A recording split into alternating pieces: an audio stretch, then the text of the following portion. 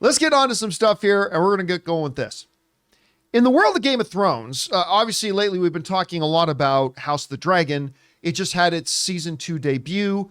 Absolutely loved it. Chef's kiss. Perfection. It was great. But there's other stuff to talk about in the world of Game of Thrones.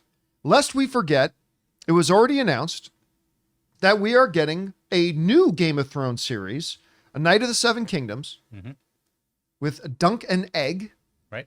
And it's not just theoretical now. They're shooting it. They've already started production. This comes to us from Uprocks, who write the following. HBO announced today that production on A Night of the Seven Kingdoms is already underway in Ireland, and the network even shared an image of Sir Duncan the Tall, played by Peter Claffey. And get this, he is at 6'5". He's 2 inches taller than Alan Ritchson, which is almost unheard of. Good picture of him there towering over everybody as well. The drama will be an adaptation of Martin's novella, The Hedge Knight, which was first released in 1998 as a part of Martin's Tales of Dunk and Egg series. The series takes place before the events of Game of Thrones. Dexter Sol Ansel, who was born after the premiere of Game of Thrones, signed on to star as the young Egg. So, if I understand it right, this series is taking place in between the events of House of the Dragon. About 80 years before Game of Thrones. And around 80 years before the Game of Thrones. Yeah.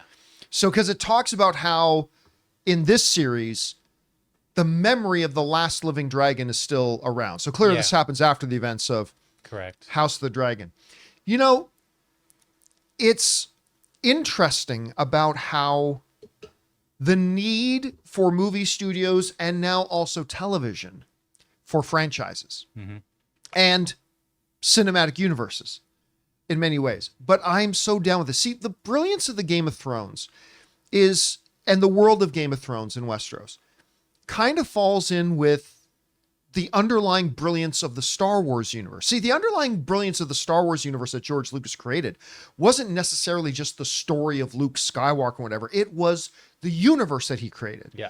This vast universe with legends of eons of Jedi versus Sith and a great galactic republic and ultimately an empire and all this kind of stuff. He created a world in which storytelling could be rich and flourish until he got around to the prequels. But that notwithstanding, that's the brilliance of Star Wars. It's not the individual stories, it's the background to which stories could be told. And it feels like George R.R. Martin and, you know, after that, Benioff and Weiss, and now after that, the people doing House of the Dragons, what they've been able to do is kind of replicate that in a way. So that not only do we have great characters and all this kind of stuff, they have created this world of Westeros and Old Valyria. Yeah. And a world in which you could tell really great stories with different characters from different eras, different places, all this kind of stuff with rich histories. And it's a fertile ground. And, you know, a lot of people wondered going into House of the Dragon, understandably so, if the audience would still want to come back for Game of Thrones, if it was all different characters and a new setting. And there they were. And House of the Dragon blew it out of the park. It was fantastic. All this kind of stuff. Second season's been great. And I think it's proven that there's an even bigger hunger than people thought for continuing in this world of Westeros, this expanded Game of Thrones universe. Yeah, I was bummed they canceled that one that was supposed to be like not the First Men, but like 10,000 years. Was it Michelle? No, with I believe what's her name from Furiosa, wasn't it? Wasn't it with Anya Taylor-Joy? No. The original Furiosa. Why can't I think of her name? Oh, Charlize Theron? No, I don't think it was. It was the one. Naomi Watts. No, just the girl from Mulholland Drive, yeah. Naomi Watts, right? Yes. Because that was going back thousands of years. Yeah, that was going back to another age. And the funny thing about that one was it wasn't just in theory and they just never shot. They actually shot the pilot. They actually spent tens of millions of dollars to shoot that thing. And in classic HBO form, they looked at and said, not up to our standard. And even though they spent all that money on it, they said, this is not up to our standard. Right. And they put it aside. And good for them for that. So listen, with how much I love Game of Thrones and how much I have grown to absolutely love House of the Dragon, I am thrilled they're going to be expanding on this universe more. And there could be even more. George R. R. Martin just talked about maybe even reviving a project they thought was dead. Oh, the 10,000 ships or something like that. Yeah, the one that they said they were going to do a while ago, then it apparently got axed, and now George R. R. Martin's suggesting they may still be moving forward with it. And you know what? I'm here for it. I absolutely love this world they've created. Me too.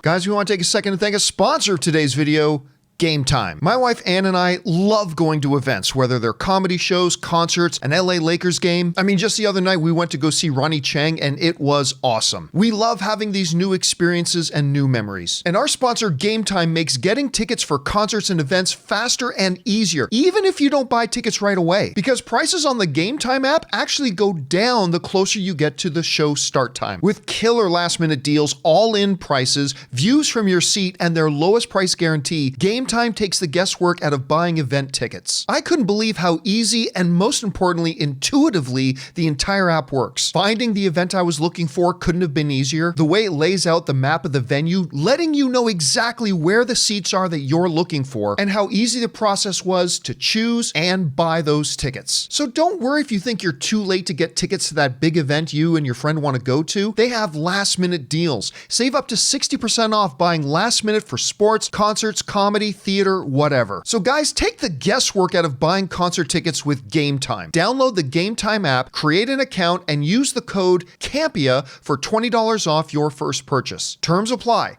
Again, create an account and redeem code CAMPEA, CAMPEA, for $20 off. Download Gametime today. Last minute tickets, lowest price, guaranteed. Anyway, guys, question is for you.